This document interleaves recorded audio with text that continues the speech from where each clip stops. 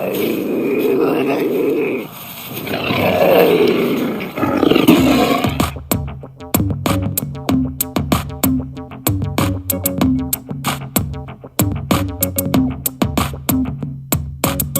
blast off in my time machine. Third eye feeling like it need Visine. Blast off, blast off, blast off, blast off. Come blast off in my time machine. Third eye feeling like need Visine. Okay, everybody, we are rocking a little bit of Post Malone in the background because I don't know if anybody's heard yet, but it's a pretty big deal. He is, doing stuff. Yeah, go figure. Post Malone is doing stuff, a lot of stuff. And he has an extreme interest in the Uinta Basin, which makes me beyond excited. Okay, enough about that. I'm getting a lot of crap online about taking too long with my pitches. So here is my pitches for the witches, and whichever people of you want to hear it. So if you haven't been to heroparanormal.com, you're missing out, at least in my opinion, because you'll get a whole bunch more of this. And you'll get so for very little. $8 a month will get you every drop of information coming out of, the Hyper Anomalous Esoteric Research Organization podcast.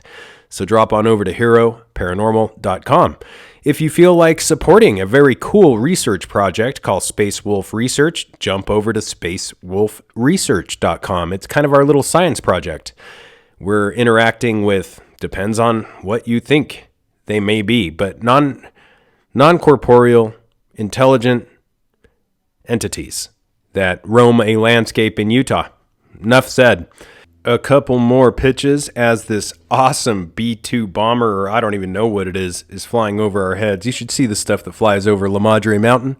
If you haven't, cruise over to my good friend and neighbor's page, and that's Steve Barone. He's got cameras set up. We're about to set some other cameras up, both utilizing UFO DAP technology and hopefully some Skyhub technology, thanks to the mighty, amazing Mr. McGowan. And I hope to have him on the podcast. I've had him before, but we'll talk about Mr. McGowan a little bit later. I don't know how much publicity he wants, but he is our shining knight of UFO disclosure down here in Vegas. We'll get into that.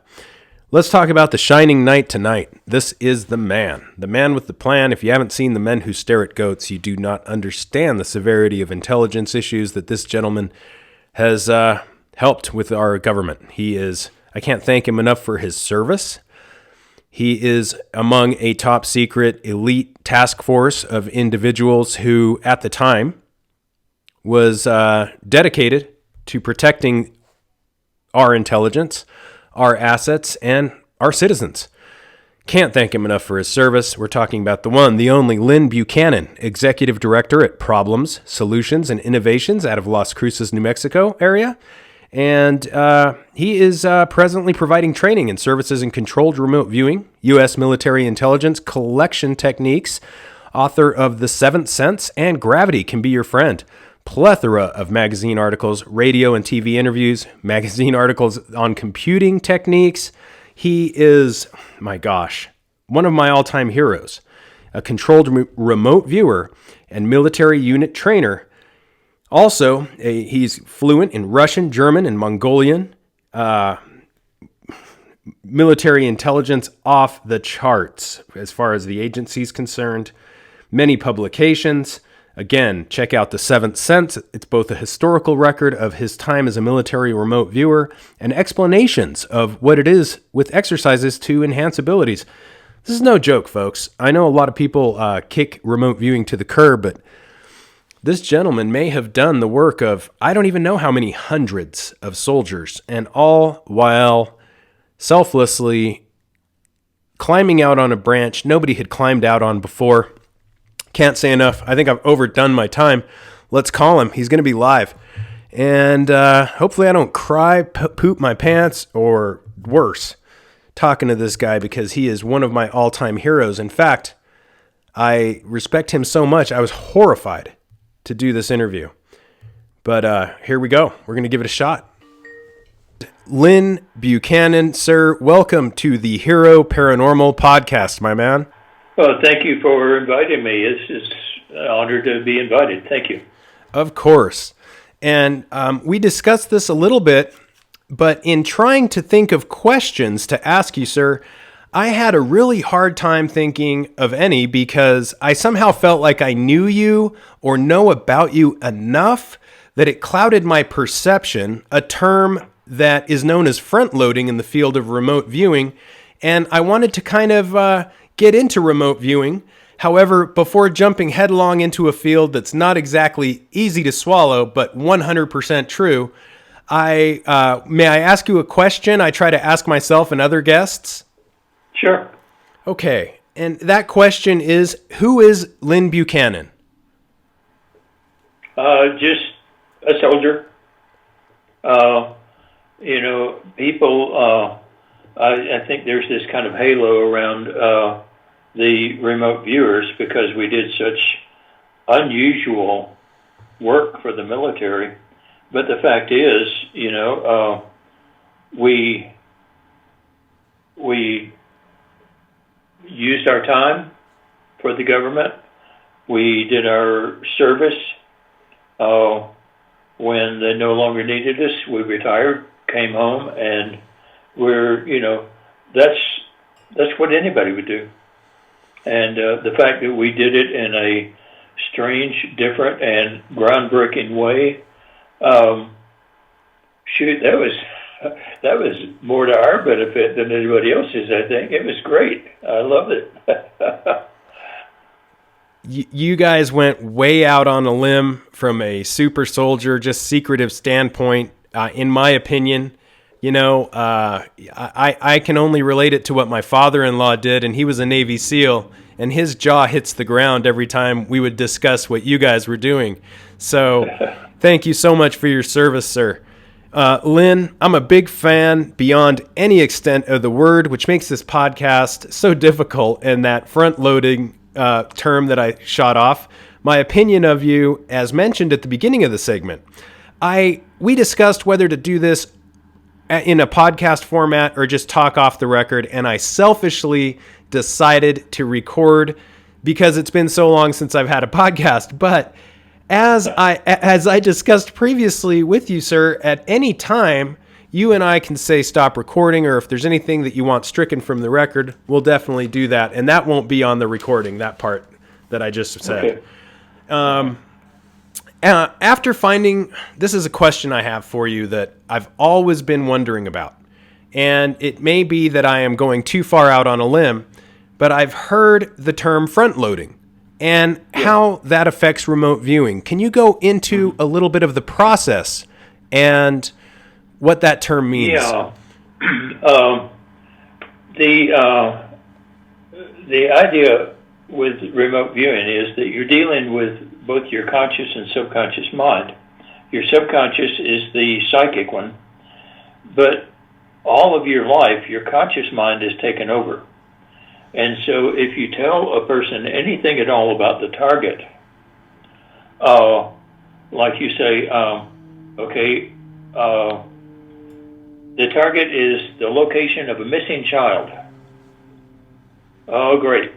Now then, every conscious memory, every recollection, fear, anxiety, and all that you have on a conscious basis is going to color everything you get, and you're going to reinterpret. And so most people say that front loading is bad, don't use it. But that's not front loading. That's pollution. That's pollutes your session. Let's say you have a target that you don't tell the viewer this, okay? But the target is a hotel on a beach, and there's a big cafe out in the water there, and sailboats going around, and people swimming, and volleyball court on the beach, and all that. And you simply tell them, this is project number 870405, question 3, what's the answer? Well, they're going to go and they're going to start finding big buildings, people on beach, sails in the water, and all this other stuff, sound of water splashing, people laughing, and all that. But if you say the target is a specific activity, describe the activity. Now you're down. You don't describe the buildings. You don't describe the water, the sails, or anything else. You may describe the people on the beach, and you may describe two people sitting out in that water cafe talking to each other. Okay? You have narrowed down for the viewer where to focus their attention. Now, as the monitor hears your descriptions, the monitor will say, "Oh, you found two people talking to each other? Tell me what they're talking about." And that's during the session, but only after the viewer finds that. So front-loading tells the viewer where to focus their attention and what to ignore. Pollution tells them something about the target. Front-loading helps a viewer have a shorter session and get on target more. Pollution destroys the session, and that's the difference. And most people do not know how to cue a remote viewer properly, and so they mistaken pollution as front-loading. Excellently explained. Very good explanation, because it is such an intricate, it seems like an intricate, each viewer is a very delicate machine, and it's such an intricate process in general that, like you said, these errors or these little things like pollution can make all the difference in the world, sir. After this is something anytime you deal with the human mind, it's going to get intricate. Yeah. It's an amazing machine. It is just so fine-tuned, and what it can accomplish is just jaw-dropping. A question that I find hard to believe, yet it fits right into kind of my omnitheistic, I hate to get spiritual, but I try to look at all aspects of this, and after finding ways to access past lives, as some remote viewers have mentioned, have you had any experience with this, or do you know how does one cleanse that memory of these past lives away? Well, do you really want to? Sometimes learning about a past life, if you've had one, helps you deal with the problems you're having in this one. Here again, your unconscious fears and anxieties and yearnings may come from a different lifetime, a different incarnation. So you may not want to. And, there's no proof that there are past lives. If you believe in remote viewing and a person says, "Oh, in a past life I was this," and they're correct about some other person and can name the city and all that, they may be remote viewing it. And so you don't know. There is no proof about past and future lives. But instead of saying past and future lives, we might say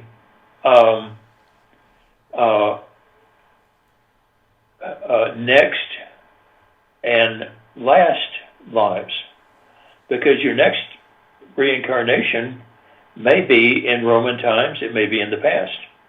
Your last one may be 100 years in the future, deeper into what your spirit needed to learn. So, I believe in reincarnation, but at the same time, I am adamant about the fact that there is no proof. Yeah. I'm giving long answers to short questions. I hope that's okay. That is more than okay. In fact, that's you're going above and beyond, which I kind of expected, and that's why I had so much atrophy at like how this was going to go down. They are big questions because remote viewing is a big field. It is not like it's not like Oh, gosh. For example, the Air Force, you go into a plane, you got to be a good pilot, and that's it. Remote viewing's a little bit different. You have to be a good viewer, but there's a lot more to it than that. You have to take care of so many things to be a good viewer. And that kind of brings me to my next question, which is one some of our listeners may not be completely aware of, but some may, and that's telepathic overlay. And Yeah. how is that best described to the layman, and how does it work? One of the things we found in training people, and it happened when I was training, when I was being trained, and with people in the unit, and it happens now, is that this whole thing of the desire being a pollution, your emotions being a pollution to the target, you may want to really find out, really have a successful session.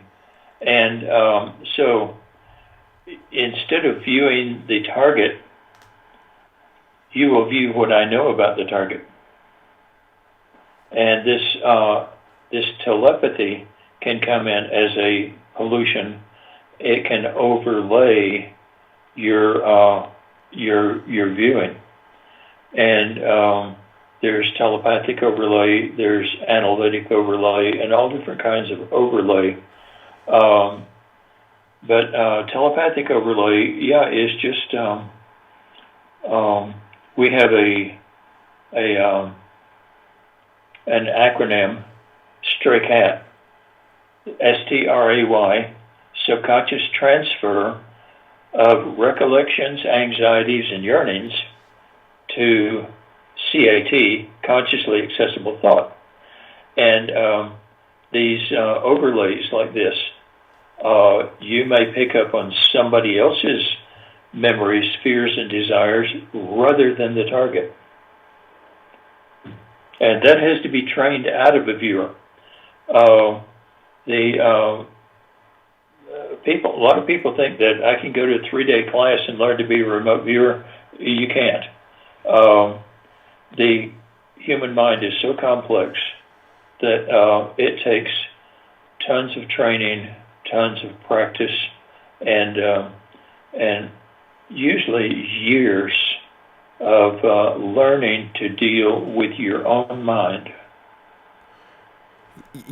I am one of those weekend warrior 3-day classers, and I'll tell you what, that need to refresh is probably weekly. And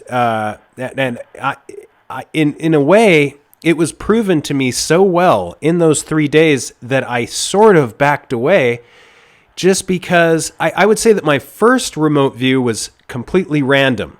It was a situation where before any training, I saw someone I knew in a room with someone else I didn't know.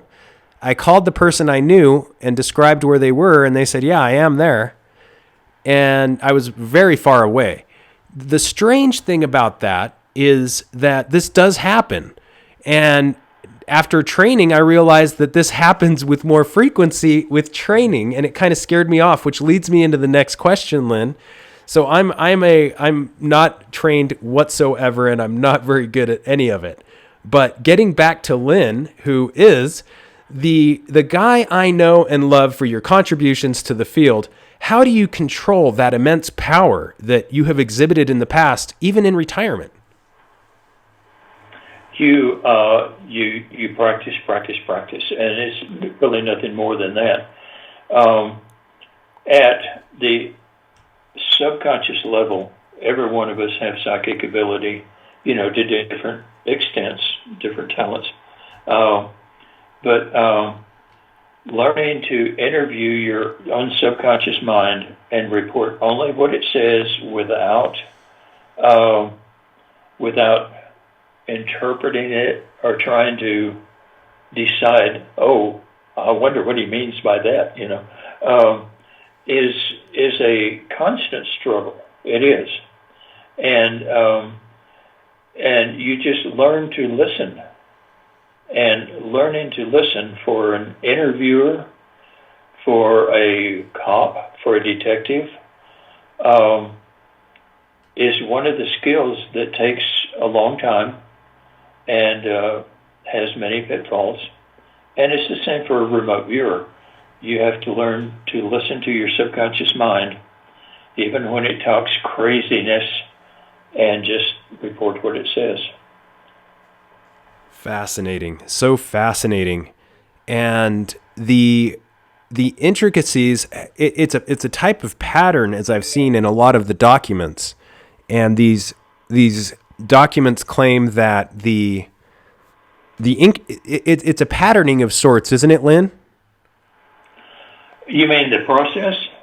Yes. Yeah, it is.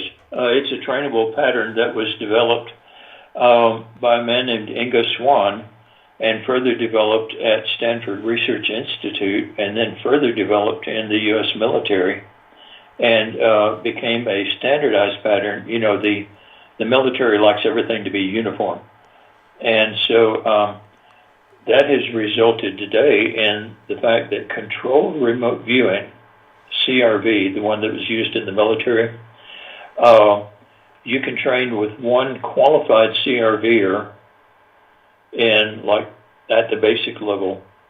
And if you go to another trained and qualified CRVer for your next level of training, they will pick up on the next page of the same manual, and you will have the terminology, you will have the training, you will have the basics for what they do at the intermediate level. Same for the advanced.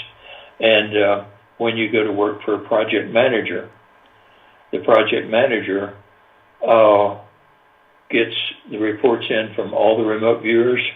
They're all in the same format, and the project manager can whiz through these without having to figure out what some viewer means when they say this or means when they say that, you know.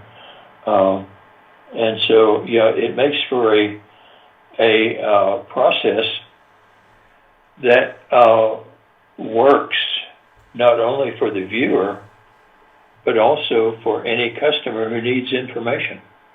And it's a speedy process. It's extremely speedy, and the amount of the right answers versus the wrong answers are mind-blowing by anyone's standards. The next question I wanted to ask you had to do a little bit with errors in remote viewing, and often attributed to the quote-unquote viewer. This is a sticking point in the accuracy of the remote viewing field, and a reason deemed significant enough to try to devalue the field, although unsuccessful. Is that necessarily, is the viewer part of the error, or some of these errors could be, as you almost already answered, in the interviewer himself? Well, the viewer is the interviewer as well as the interviewee. But yeah, it's very much in the viewer. You find that your subconscious mind doesn't always talk to you like a conscious mind would in logical terms. One of the examples we have is you're viewing a target, and right in the middle of this, you get sort of a visual of a memory of when you were skiing down a slope in the mountainside. You ran into a tree and you were laying there and there was blood on the snow, okay? And that has nothing whatever to do with the target. But you just focus on that blood on the snow because that's a memory you can't get rid of. What happened was your subconscious mind wanted to tell you red. And so it went into that teenager's room of a memory that you've got, you know, of your past memory, your life, and it grabbed the first thing it could find that was that color red, and it said, like this. And many times a person will be talking about maybe, you know, they'll be describing an automobile, and all of a sudden they'll say, apple. And many people look at that and say, oh, well, he was totally wrong. That was an error. When the fact is that he just told the analyst, because we have CRV analysts, an analyst will look at that and say, oh, I know what color the car is. And so many of the errors are because you're dealing with your inner child, and it talks like a child. And so most of the errors are viewer generated, but many of the errors are also generated by the interpreters who analyze it and say, oh, you were wrong, when actually your mind was telling you a very important thing. And I'm going to chalk it up to coincidence, but I do drive a red car, so I'm not going to read into that. Is it apple red or blood red? Probably more of an apple red. So yeah. Okay. After probably my last question before I go into where you want to go, and I really want to get into the seventh sense. And Okay. What has been your most memorable positive view? My most memorable positive view? Like a remote view that was a memorable positive one, or a few of them. It was a practice session.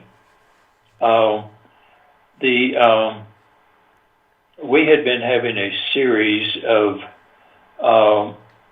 events where we were getting into the mind of Saddam Hussein, plans and intentions, and the man is crazy. The man is crazy as it can be, and you know, there was a lot of blood and guts. There was a lot of hatred. There was a lot of just horrific things. And at one point, I went in and I said, "Look, give me Mother Teresa. Give me Bozo the Clown. Give me something happy. This is burning me out." And the director said, "You're a soldier. Do your job. Suck it up, and you do what you're told." And so it went on like that for a few days more. But then I didn't know that things were letting up, and so went over, and I didn't know it was a practice session. The monitor had an envelope that had the tasking in it. And he said, okay, this is target number such and such, gave me a number, and said, this is a personality profile. And personality profile means you go to a person, you describe that person as a profiler would, and you've done your job. You don't have to worry about buildings or cars or anything else. And so I started viewing this person and was immediately sucked in. And sucked in is where you get so totally focused on the target that you become oblivious to the room around you. And your sight, your smells, your touch, everything else, your hearing, comes from only what your subconscious is telling you, so you can't tell you're not at the target. And here I was standing in front of this man and doing a personality profile on him, and I've never met anybody like that before, just as perfect as you could find. And so anyway, at the end of the session, my summary was, whatever evil you think this guy did, he didn't do it. And after meeting this guy, I was just glowing myself, And the monitor opened the envelope, pulled it out, and the director had handwritten on a piece of paper, Jesus. And in a very real way, in a very real mental way, okay, I will always feel like I was standing there and I met Jesus. And that one session was the most positive, and it changed my life. It really did.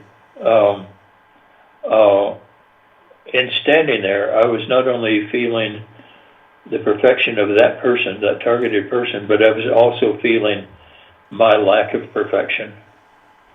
And basically, what he gave me was that he'd seen worse, and he'd seen better, and whatever I was, it was okay.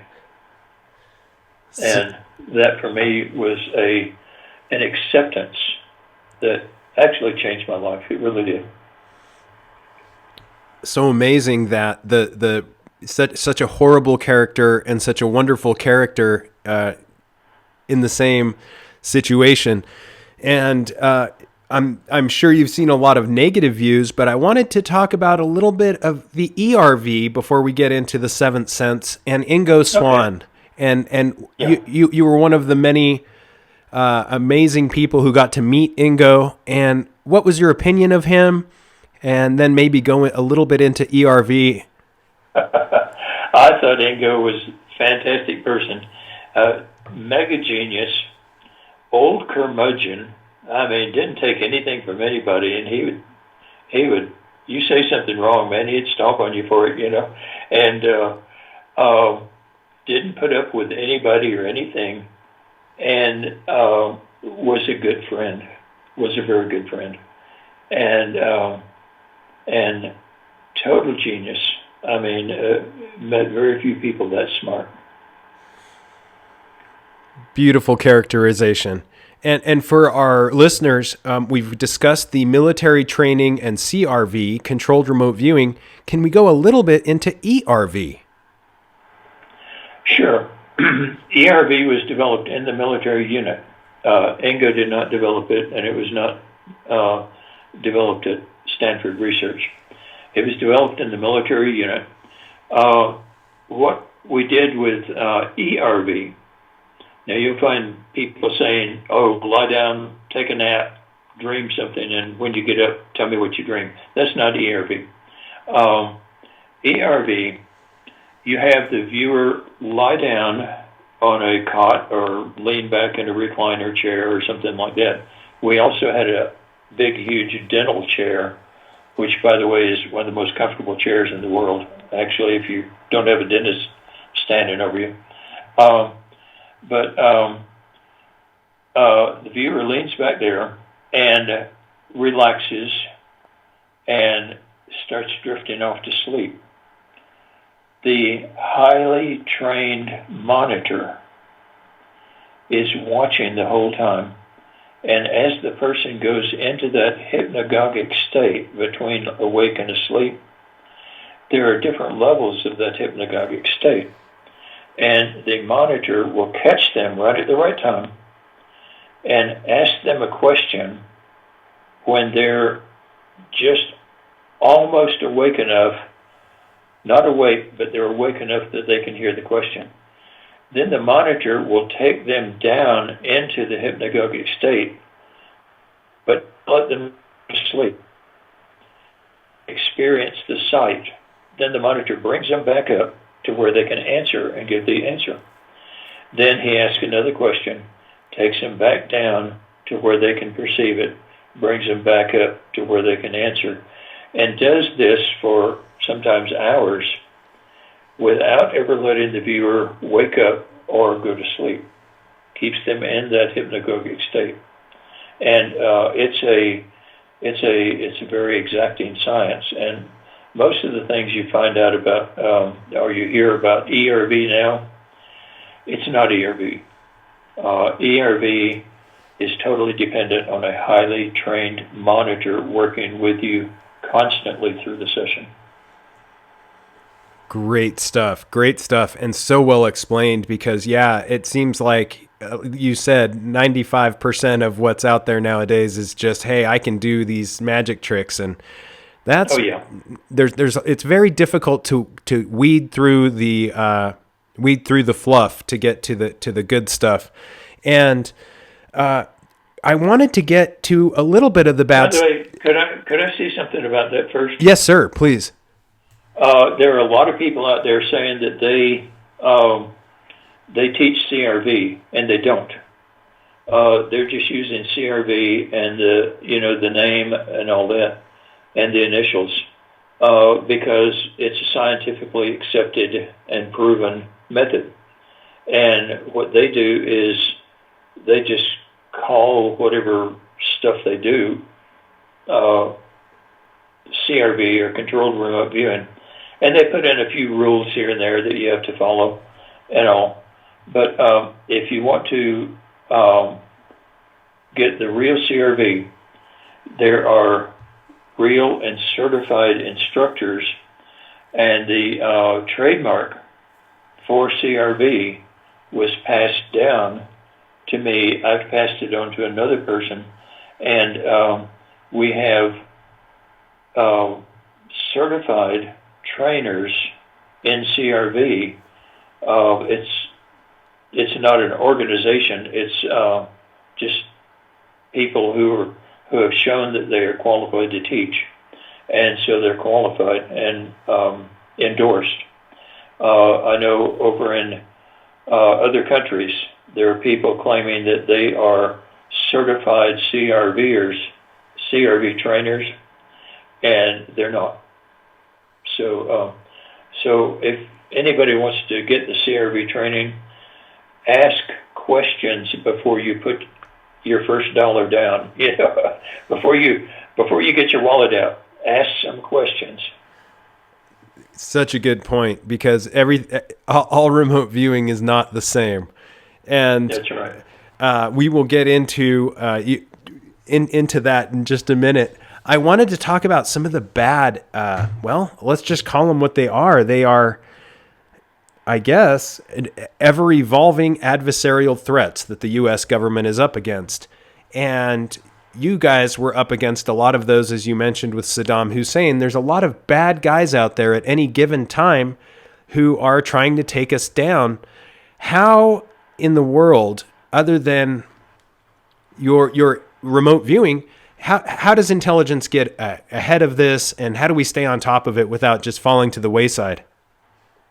Oh, listen, there are spy in the sky satellites. There are ground agents. There are electronic eavesdropping. There's any number of intelligence assets that the intelligence community has. They know what they're doing. They're not slough-offs. They're not things that you would see in a comedy movie. They're real, and they know exactly what they're doing. And we were an adjunct to them.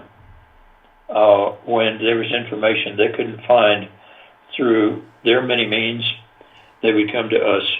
We would add the information, and then they would take our information and go investigate and find out more about the intelligent asset that they were targeting.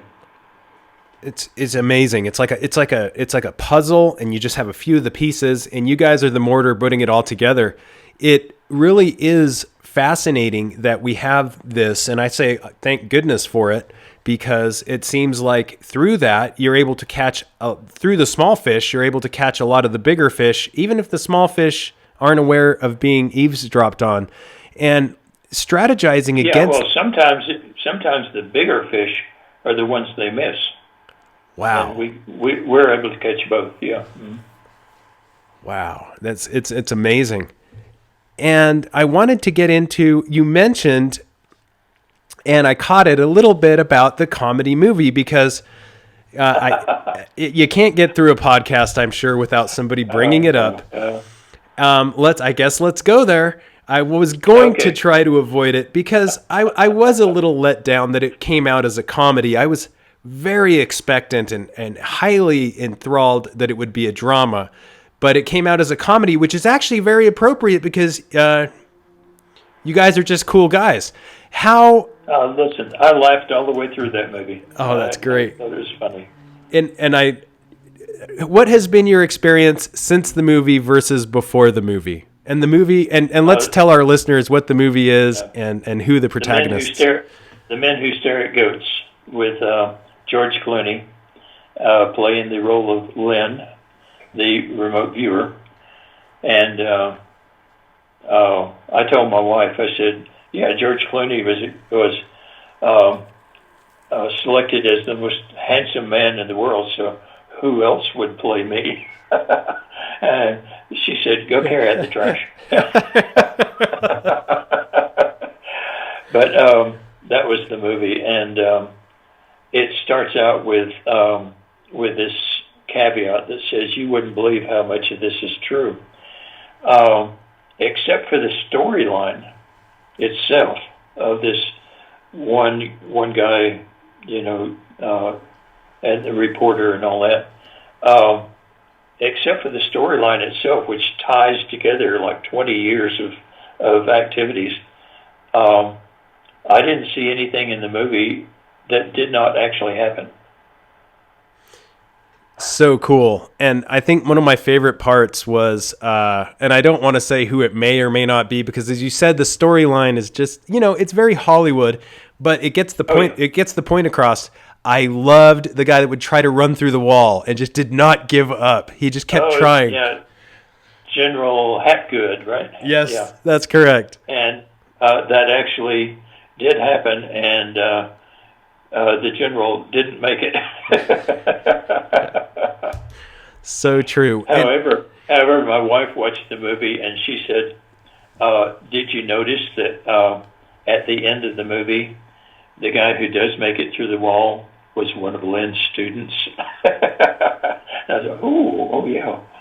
Such a good movie. You can't watch it enough. It is great. And if you're going to be portrayed by anyone, George Clooney's pretty good. It is so cool. And I wanted to get into your amazing book, and there is a Seventh Sense. Can we tell our listeners where they can get the book, what it's about, and the title? The Seventh Sense is on Amazon. You can get it.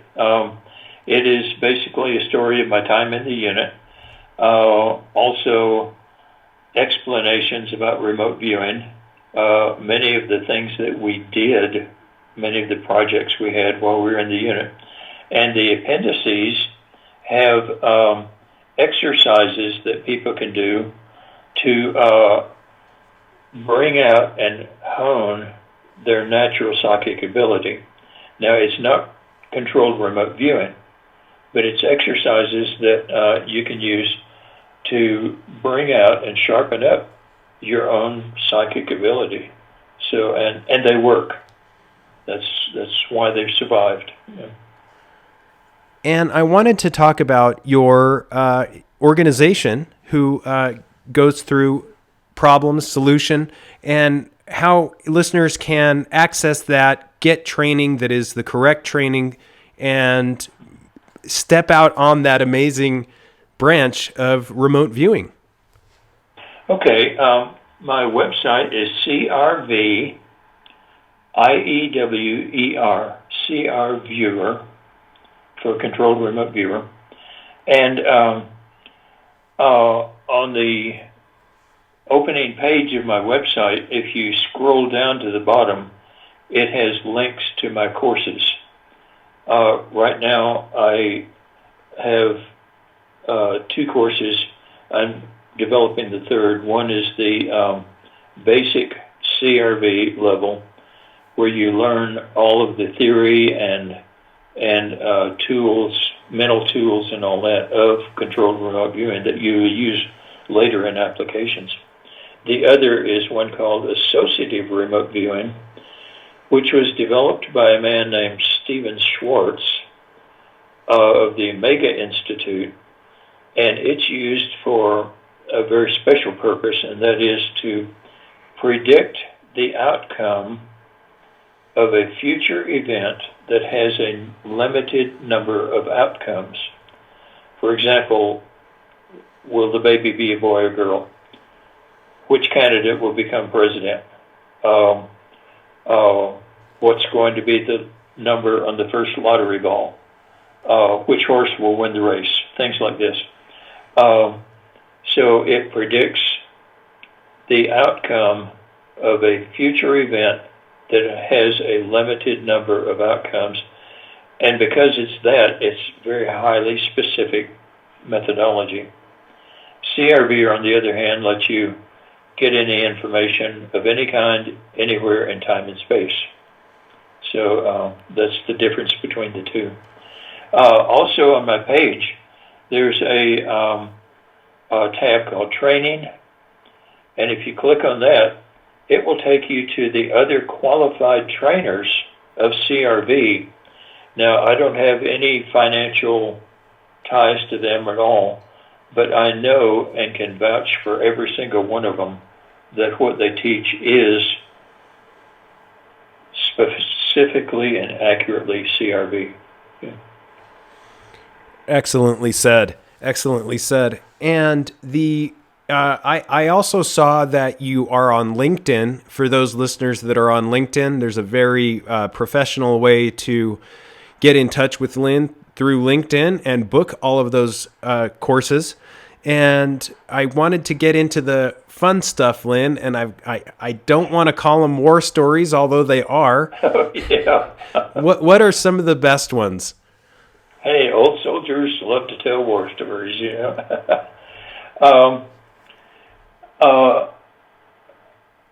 Many. I think one of the first ones that I heard of was when I went to the unit, Joe McMonagle, when the helicopters tried to rescue the hostages in the embassy. Was that in Kuwait? I think it was.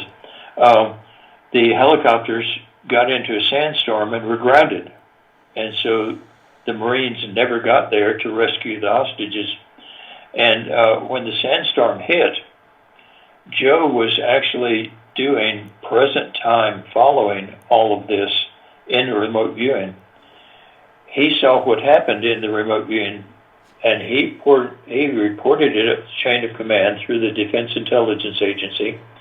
They reported it up, and it got to the president 10 minutes before it came in over the radio from the Marines. And another one was Paul Smith predicted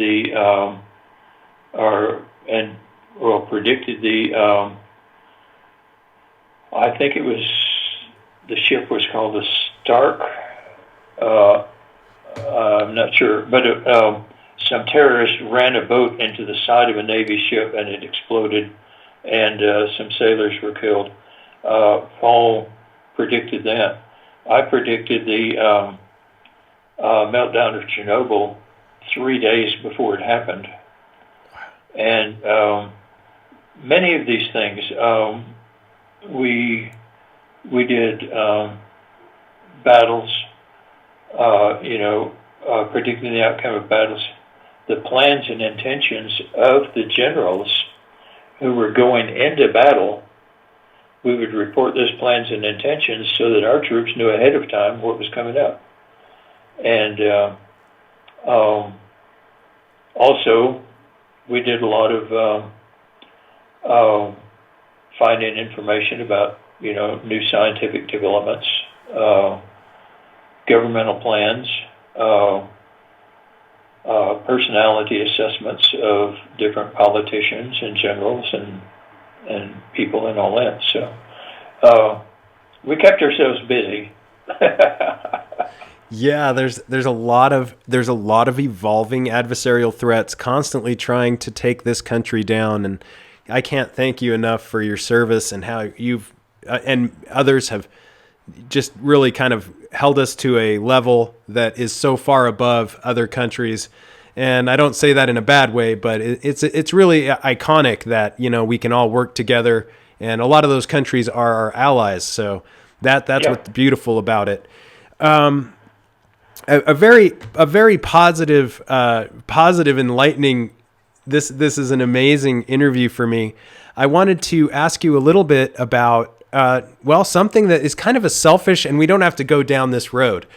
You mentioned Joe McMonagle, and he, if I'm not mistaken, once remote viewed the Uinta Basin of Utah, which is an area that is special to me, but I cannot remember exactly what he viewed. I'm wondering, is that something that you ever came across? Do you ever remember if he had...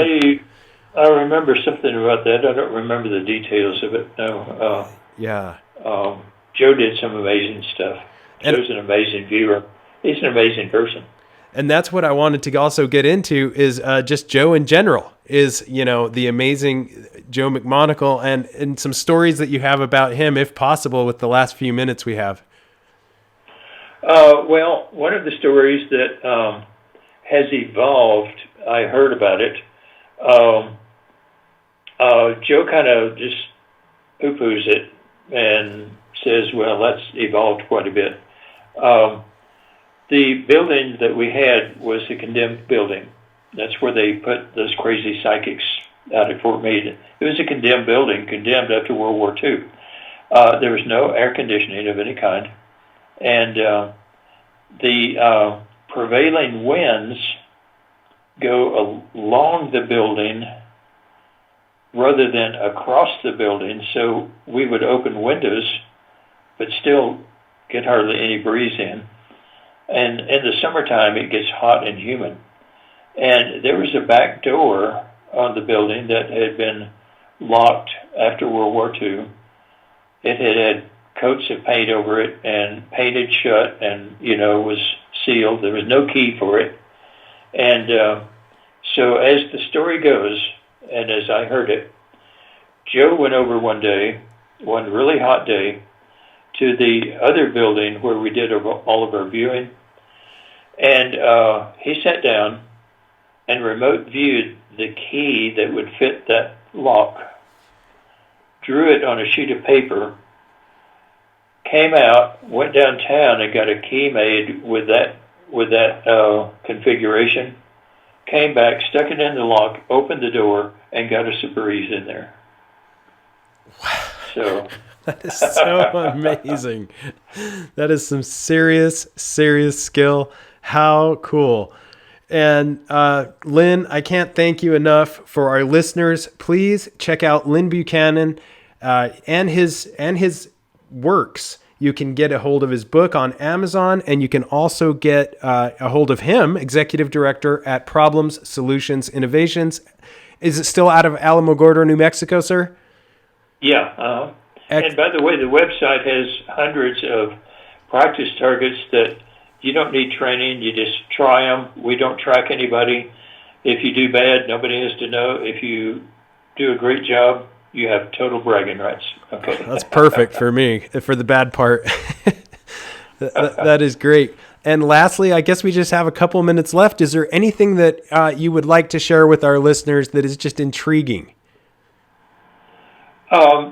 The thing I would say is that the human mind is fantastic, and that at your subconscious level, you do have that psychic ability, and that getting to it involves more than lying down and taking a nap or rolling your eyes back in your head and stuff like that.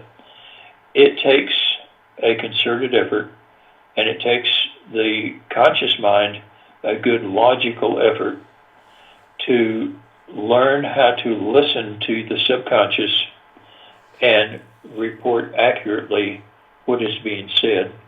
We've ignored our subconscious and our inner child all along. One of the wonderful things about remote viewing, controlled remote viewing, is that as you do this, you're giving your inner child rights and responsibilities, and it actually grows into an inner adult.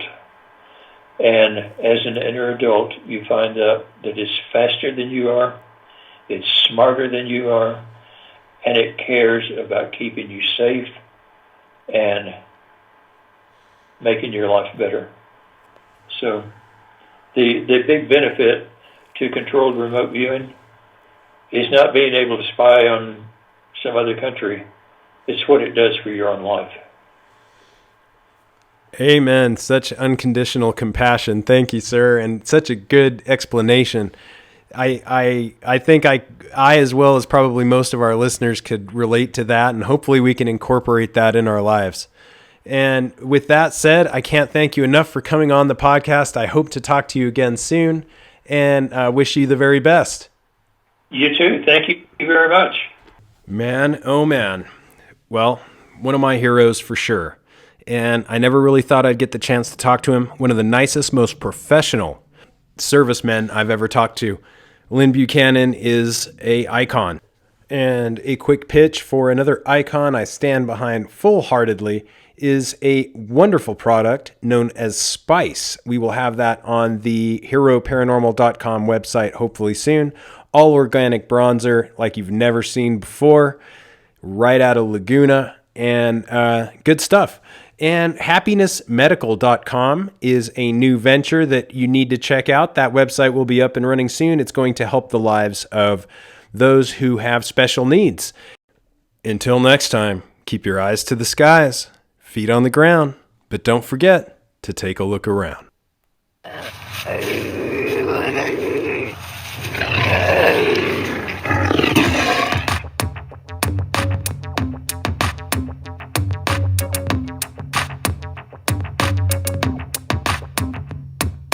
Come blast off in my time machine.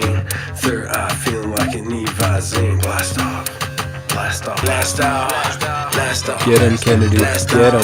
Get him. Blast off. Look, Visine for the third eye. It's levels and you can catch me where the birds fly. Blast off in the time machine.